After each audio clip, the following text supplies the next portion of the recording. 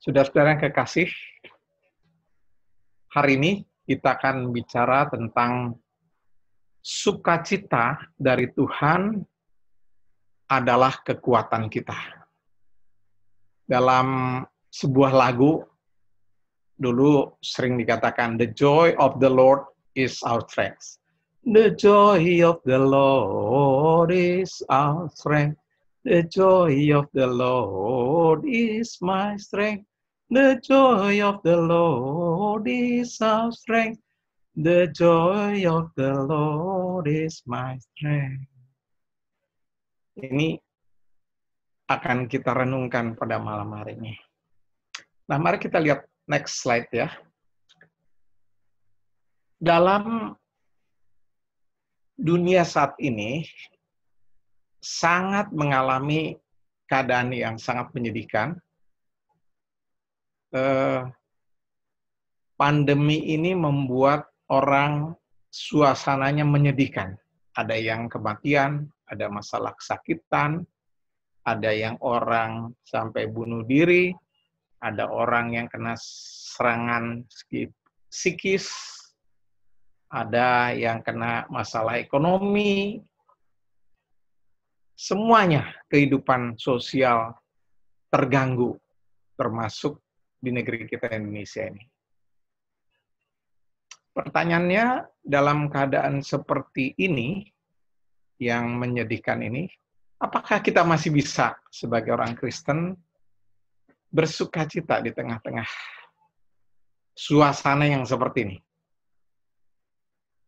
Kalau memang kita bisa, sukacita yang seperti apa yang masih kita bisa nikmati sebagai orang Kristen? Ini yang mau kita renungkan. Apakah kita sebagai orang Kristen masih bisa bersukacita di tengah-tengah hal yang memprihatinkan di dunia, di negeri kita Indonesia ini? Dan sukacita yang seperti apa yang bisa menguatkan kita menghadapi kondisi yang sulit ini? Nah, khususnya di bulan Agustus ini, baru saja pemerintah mengumumkan bahwa Indonesia masuk dalam resesi ekonomi. Karena kuartal 1 dan triwulan kedua ini negatif pertumbuhan ekonominya. -4 sekian sampai -5. Padahal bulan ini juga kita memasuki untuk merayakan kemerdekaan Indonesia yang ke-75. Wow, saya ingat sekali, saudara, ketika masih bekerja di PLN, kami membuat program 75-100. Kami merindukan terjadi di perayaan 75 tahun Indonesia, 100% desa-desa di Indonesia sudah menikmati listrik. Jadi tahun ini, bulan ini, tanggal 17 Agustus ini, termasuk yang saya tunggu-tunggu, saya rindukan, dan hampir 100% sudah desa-desa di seluruh Indonesia berlistrik, terang, tidak lagi gelap seperti dulu kala waktu pertama kali saya bekerja. Mari kita lihat firman Tuhan dari next slide, dari Filipi pasal 4 ayat 4 ayat 4-5. Firman Tuhan ini berbunyi demikian. Bersukacitalah senantiasa dalam Tuhan. Sekali lagi kukatakan, bersukacitalah. Hendaklah kebaikan hatimu diketahui semua orang. Tuhan sudah dekat. Janganlah hendaknya kamu khawatir tentang apapun juga, tetapi nyatakanlah dalam segala hal keinginanmu kepada Allah dalam doa dan permohonan dengan ucapan syukur. Damai sejahtera Allah yang melampaui segala akal akan memelihara hati dan pikiranmu dalam Kristus Yesus. Jadi akhirnya, saudara-saudara yang kekasih, semua yang benar, semua yang mulia, semua yang adil, semua yang suci, semua yang manis, semua yang sedap didengar, semua yang disebut kebajikan dan patut dipuji, pikirkanlah semuanya itu. Dan apa yang telah kamu pelajari dan apa yang telah kamu terima dan apa yang telah kamu dengar dan apa yang telah kamu lihat padaku, lakukanlah itu. Maka Allah sumber damai sejahtera akan menyertai kamu. Demikian firman Tuhan. Surat Filipi ini ditulis oleh Rasul Paulus dari dalam penjara. Dan dia dipenjara bukan karena kesalahan, tapi karena tuduhan yang palsu, yang tidak benar. Jadi, orang yang sedang dalam penjara dan dituduh berbuat yang jahat padahal dia tidak, bisa menulis surat kepada orang di luar penjara, bahkan dalam tulisannya itu, dia mengajak orang di luar penjara untuk bersukacita. Dia ulangi, bersukacitalah di dalam Tuhan, senantiasa, sekali lagi bersukacitalah. Wow, saudara, ini pasti ada sukacita yang lain dengan sukacita yang ada dari dunia. Karena kalau dari orang di dalam dunia, kalau kita seseorang di penjara, dan bahkan dituduh yang tidak benar, maka suasananya memprihatinkan, dan suasana hati, pikiran pasti akan terbawa di dalamnya. Boro-boro mau nulis surat keluar untuk menghibur orang. Biasanya yang diceritakan adalah bagaimana suasana di dalam penjara dan pikiran dia yang sangat menyedihkan atau memprihatinkan. Dalam pandemi ini, saya punya banyak teman yang meninggal karena umur kami umur yang rentan kena COVID. Ada juga yang bisa survive dari rumah sakit, dan sampai hari ini juga, malam ini juga ada. Dan ketika mereka di rumah sakit, mereka menyampaikan keluhan dalam WA atau videonya juga mengatakan bahwa tolong doakan. Saya lagi masih diobatin dan segala hal, keluhan dia. Saya belum pernah dengar orang dari rumah sakit itu dia menghibur kita-kita yang masih sehat di luar. Belum pernah. Jadi, ajaib sekali kalau Rasul Paulus ini bisa menghibur orang di luar, bahkan mengajak orang di luar bersukacita. Pasti ada sesuatu sukacita yang khusus yang dialami oleh Rasul Paulus, yang tidak dimiliki atau berbeda dengan sukacita yang dari dunia. Dan sukacita ini membuat Rasul Paulus bisa bertahan dalam penderitaan di dalam penjara, baik secara fisik maupun secara jasmani, secara rohani atau psikis. Dia bisa bertahan di dalam penderitaannya. Ini pasti bukan dari dalam dirinya sendiri. Itu adalah sukacita yang dari Tuhan.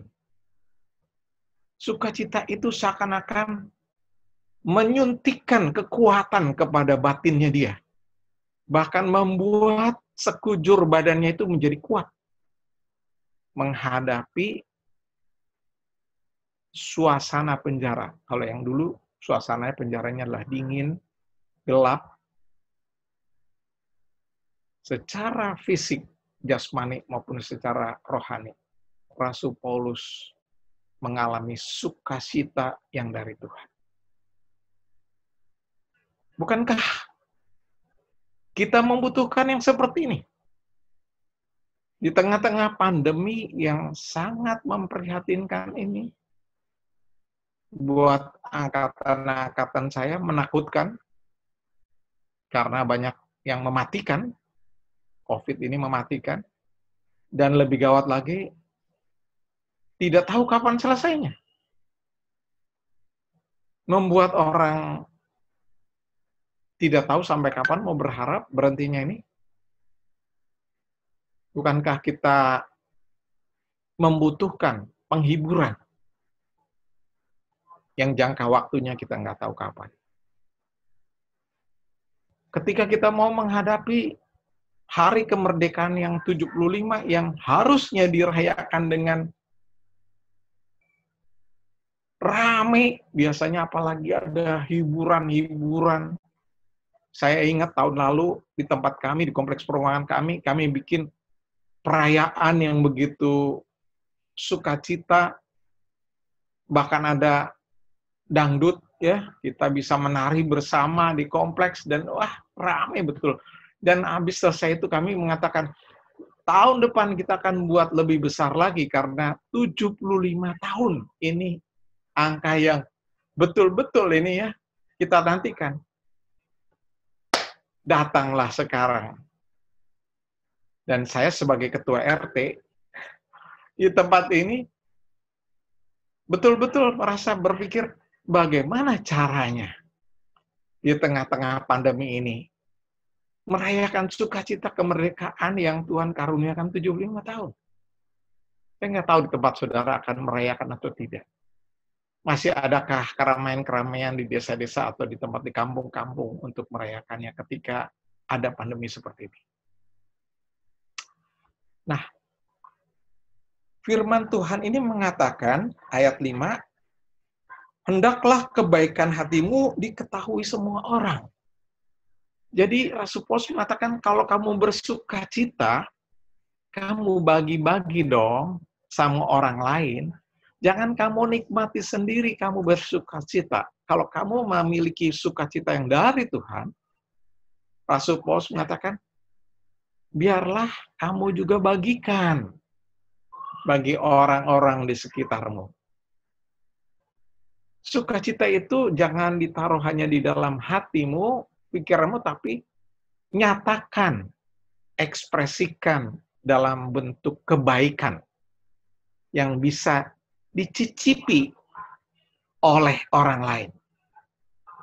Kalaupun belum menikmati banyak, tapi orang lain bisa mencicipi. Kalau mencicipi itu ya merasakan sedikit dulu ya. Tapi sudah kerasa bahwa wah, ada enaknya nih. Tadi saya kedatangan dari warga RT saya yang dia baru pulang dari Palu. Dan dia membawa sambal roa. Tahu ya sambal roa ya?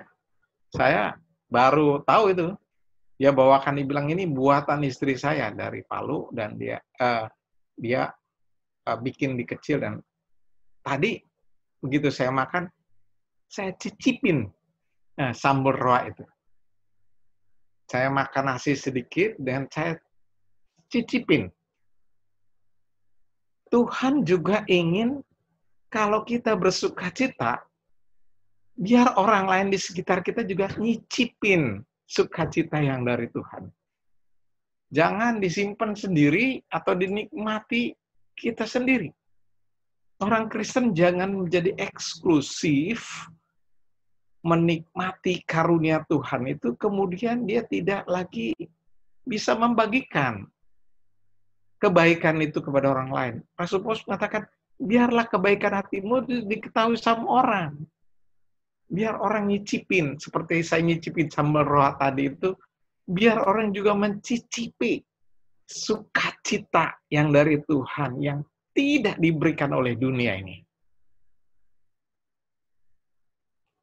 Dan firman Tuhan katakan juga, Rasul Paulus mengatakan, Tuhan sudah dekat. Artinya apa? Waktunya terbatas. Pandemi ini, saudara, adalah seperti yang Tuhan Yesus katakan. Di dalam Matius 24, kalau saudara baca. Pandemi, bencana, ya, seperti gunung meletus dan kemudian gempa bumi, itu disebut oleh Yesus sebagai tanda-tanda kedatangan Tuhan Yesus yang kedua kali semakin dekat. Jadi kalau Rasul Paulus mengatakan Tuhan sudah dekat, artinya kita diingatkan bahwa ada kairos, kesempatan yang Allah masih berikan. Peluang yang begitu Allah karuniakan kepada kita untuk boleh mengekspresikan sukacita kita di tengah-tengah orang yang menghadapi pandemi seperti ini. Saudara-saudara, saudara dan saya itu termasuk orang yang, kalau boleh dikatakan, sedikit di dunia yang punya kesempatan mengalami pandemi seperti sekarang ini. Terakhir terjadi di dunia tahun 1918. Ada 50 juta orang meninggal. Flu Spanyol. Terakhir baru sekarang ini, 2000. Jadi kurang lebih 100 tahun yang lalu terjadi. Pasti dong ada pesan Allah yang khusus buat saudara dan saya. Pastilah ada kesempatan yang khas, istimewa Tuhan karuniakan buat saudara dan saya. Ketika saudara sebagai orang Kristen dan saya itu bisa menikmati masih kasih karunia Tuhan dan sukacita Tuhan. Tuhan tidak ingin saudara menikmatinya sendiri. Tidak ingin eksklusif kita sendiri. Tapi Tuhan ingin kita bagikan dalam waktu yang masih ada ini. Yang Tuhan karuniakan. Kesempatan ini adalah kesempatan yang khas, istimewa. Semakin mendekati akan kedatangan Kristus. Dan maka kita harus membagikannya, jangan menunggu-nunggu. Lakukanlah segera.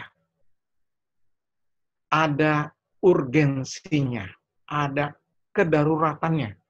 Rasul Paulus bilang, dikatakan, Tuhan sudah dekat. Artinya, waktunya terbatas dan ini peluang emas. Bagikanlah sukacita yang dari Tuhan. Yang saudara dan saya nikmati memberi kekuatan sampai sekarang menghadapi pandemi ini, masih tahan banting, masih tahan menahan. Dan jangan hanya dinikmati sendiri. Bagikan dengan kebaikan, dengan ekspresi kebaikan kepada orang di sekitar kita. Jangan eksklusif, tapi bagikan. Dan pergunakan waktu yang masih ada ini. Bulan ini, bulan Agustus, spesial sekali, saudara. Bulan kemerdekaan. Sebetulnya bulan ini saya diminta untuk gereja dari GKMI di Kota Kudus untuk melayani. Tapi berhubung pandemi ini mereka bilang, nggak bisa Bang, ini pelayanan. Saya bilang, jangan menyerah. Mari bikin Zoom kebaktian dari gereja lewat online. Saya nggak tahan untuk nggak membagikan kemerdekaan secara rohani dan jasmani ini yang ada di dalam batin kita ini kepada banyak orang yang perlu mencicipi. Lanjut. Next slide. Nah, bagaimana kita menerapkannya dalam kehidupan kita? Apa yang Rasul Paulus tadi pesankan firman Tuhan? Yang pertama, sukacita kita yang paling utama adalah ketika kita menerima Kristus Yesus sebagai Juru Selamat dan Tuhan. Karena sukacita ini adalah ketika kita yang tadinya berdosa, hidup kita yang rusak, dipulihkan hubungan kita dengan Tuhan. Dosa yang tadinya membebani hidup kita, sekarang diatasi. Melalui kasih Kristus kita bisa kenal dan dipulihkan kasih kita dengan Tuhan. Ini adalah sukacita terbesar dari setiap orang yang sudah percaya. Saya bersyukur mendengar banyak sekali berita sekarang. Dari internet saya banyak dapat berita. Seperti yang Tuhan Yesus katakan, ketika terjadi pandemi, kesusahan, bencana, firman Tuhan, Yesus katakan, Injil diberitakan ke segala bangsa, semakin gencar. Betul, saudara, terjadi ketika pandemi ini justru pemberitaan Injil ke seluruh dunia bisa mencapai karena lewat online. Dan tidak ada batasnya. Sehingga ternyata banyak sekali orang bertobat, menerima Yesus Kristus sebagai juru selamat, dipulihkan hidupnya yang brengsek, yang rusak, yang frustrasi orang. Orang banyak mengalami mujizat Tuhan ketika mengalami pandemi ini. Dan saya bisa bayangkan orang-orang itu, bukan hanya di negara-negara seperti yang besar, tapi negara-negara yang kita nggak pikir, di Iran, di Afrika, di Cina. Ada saudara rekamannya semua itu. Kita melihat pekerjaan Roh Kudus semakin gencar. Betapa sukacitanya kita, bukan hanya kita, tapi melihat orang lain dipulihkan hidupnya, dan Injil membebaskan banyak orang dari belenggu-belenggu hidup yang rusak. Nah, sukacita seperti itu mengalir dari sorga. Sukacita rohani itu mengalir dari sorga ke kehidupan kita. Karena Tuhan pulihkan hubungan kita. Seperti halnya kalau kita punya listrik, ya, ruangan ini gelap karena switch-nya di off. Tapi ketika di on, terjadi hubungan, maka mengalirlah aliran listrik, energi, power itu dari sumber listrik itu kepada ruangan dan sehingga bisa terang. Demikian juga ketika relasi kita dipulihkan dengan Allah, kuasa Allah itu mengalir ke dalam diri kita. Dan itu yang menyuntikkan, menginjeksi sukacita yang besar yang dari sorga itu. Injeksi itulah yang membuat sukacita yang dialami oleh Rasul Paulus.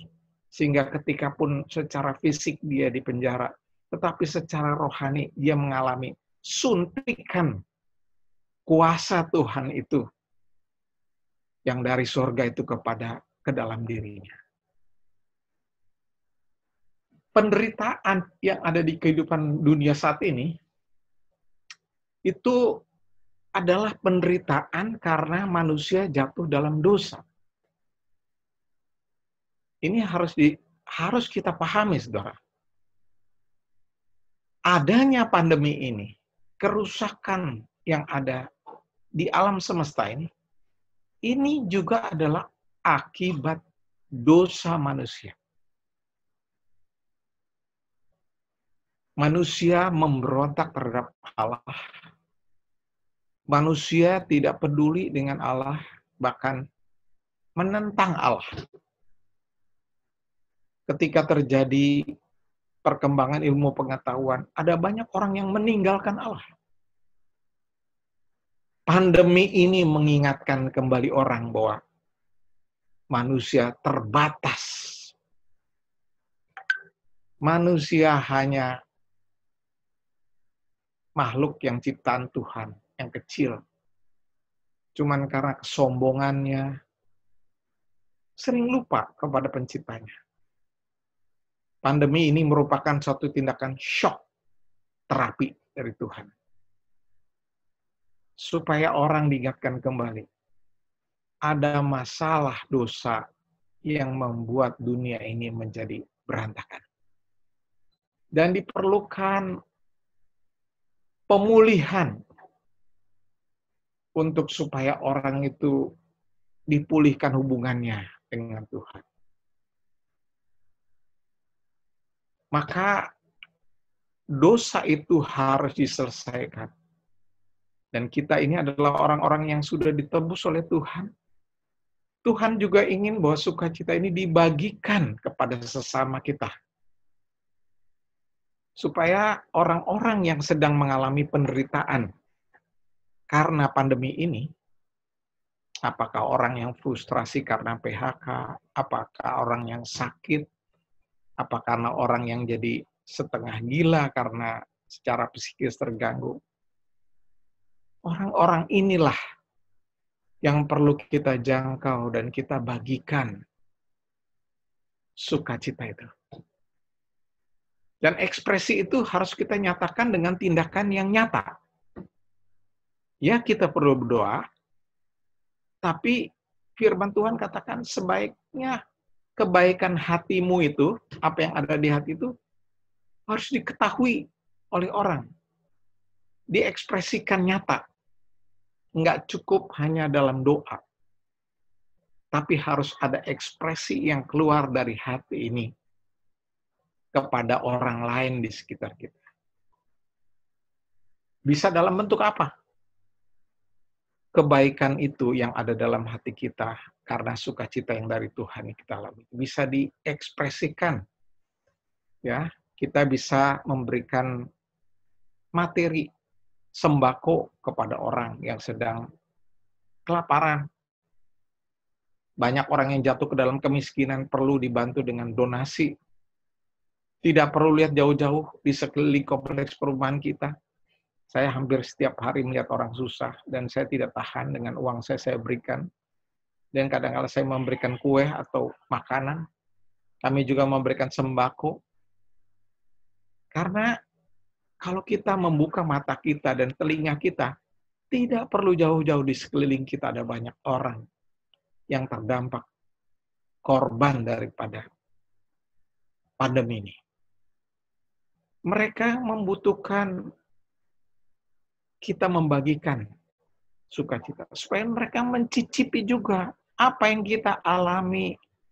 Saudara dan saya bisa makan enak, bisa tidur nyenyak. Ada banyak orang di sekitar kita yang dia tidak bisa tidur nyenyak, dia tidak bisa tenang, ya, dia kurang makan, bahkan ada yang kesakitan. Mari, saudara, kita harus bagikan kepada orang sekeliling kita. Termasuk kita memberikan semangat. Ada banyak orang menghadapi pandemi ini letoy, saudara. Mentalnya jatuh. Nyalinya habis, saudara, gara-gara ini. Setiap hari mendengar berita COVID sudah muak. Lemes, saudara, lihatnya. Banyak yang merasa udah nggak tahan. Udah deh, nggak usah lihat televisi lagi lah. Nggak usah dengar berita lagi lah. Makin dia dengar, makin dia merasa putus harapan dia. Dia merasa kayak kehilangan kekuatan. Karena memang semangatnya itu ditojos dan dia tidak bisa bergerak. Orang-orang itu membutuhkan suntikan semangat, saudara. Injeksi semangat. Makanya saya kalau memberikan salam kepada teman-teman lewat WA, saya bilang, salam sehat dan bersemangat.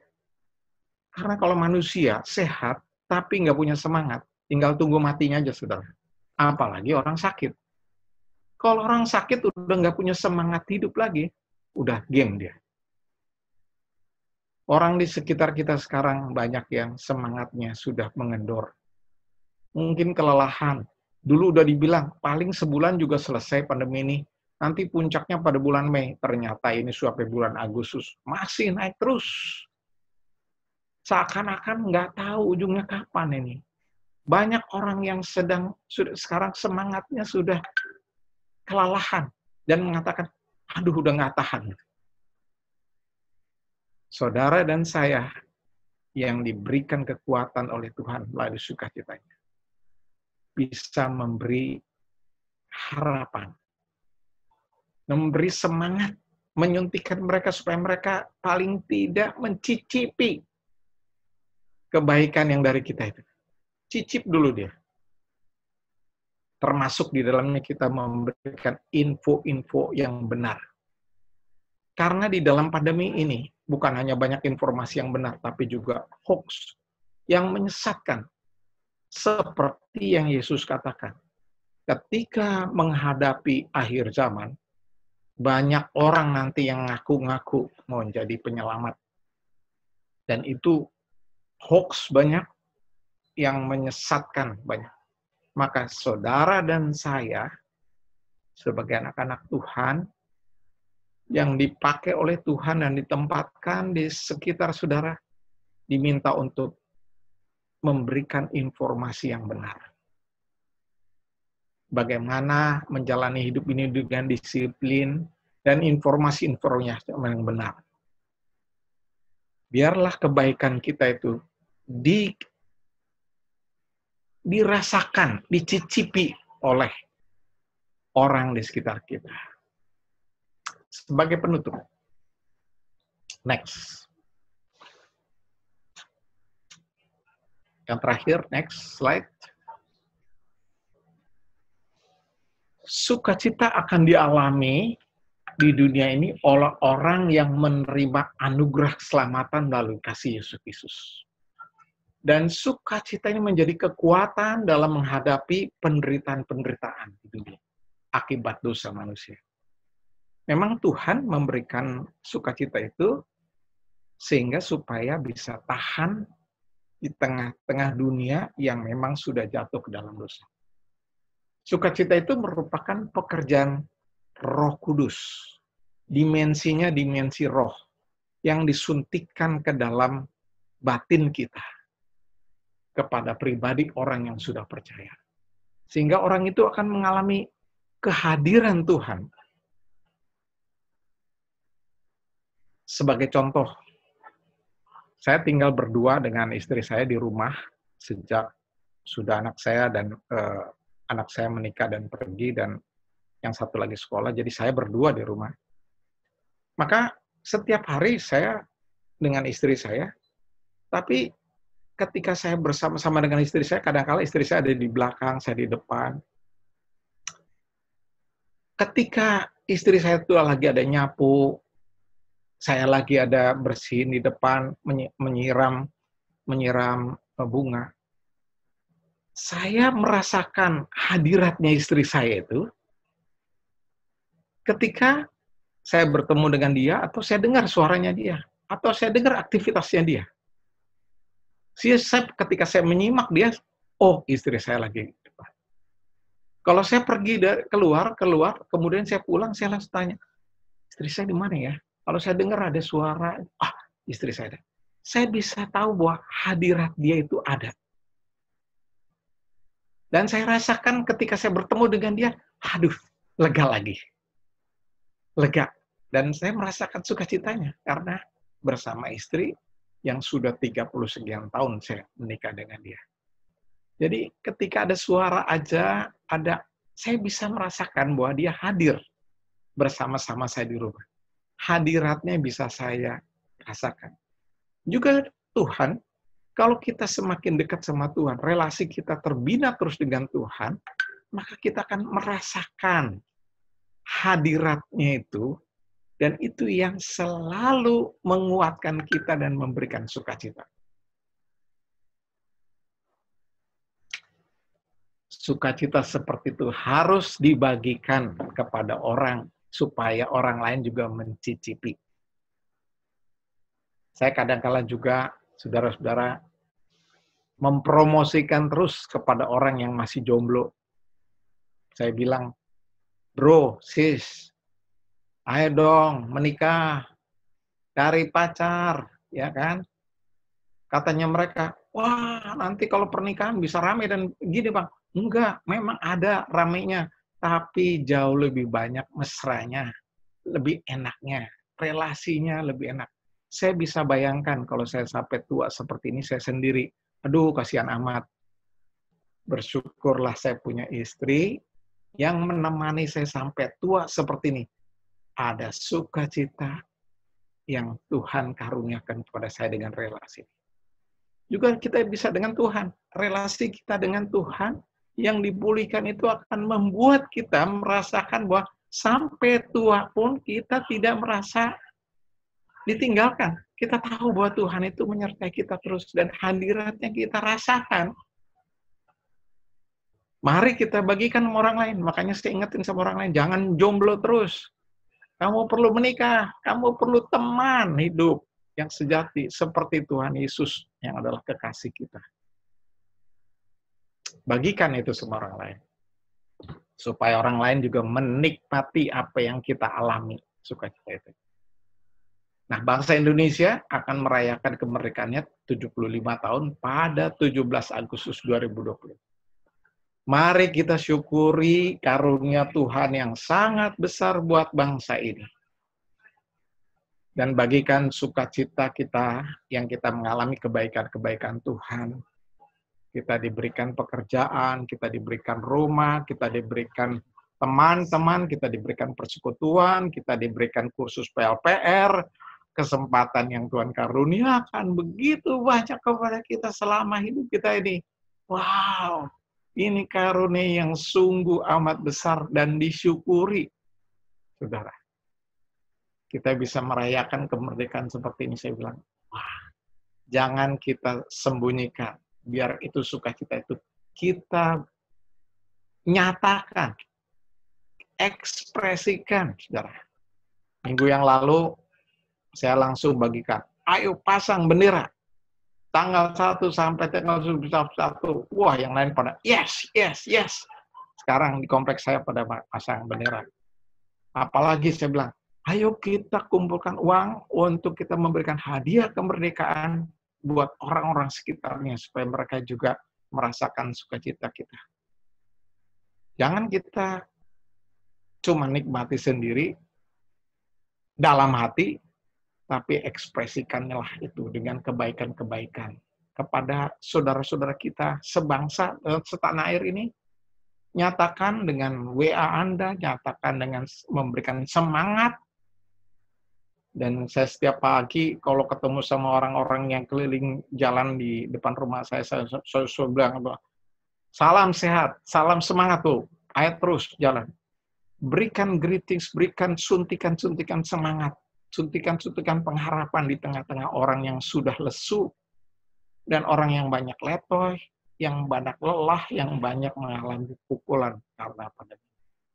Tuhan ingin menjadikan kita agen-agen yang merubah situasi ini supaya orang-orang yang sedang kesusahan masih bisa merayakan kemerdekaan yang ke-75 negeri ini. Karena itu adalah karunia Tuhan yang sangat besar. Jangan pernah melupakan kasih karunia Tuhan. Kemerdekaan bangsa ini 75 tahun. Puji Tuhan. Terima kasih, Tuhan berkati kita.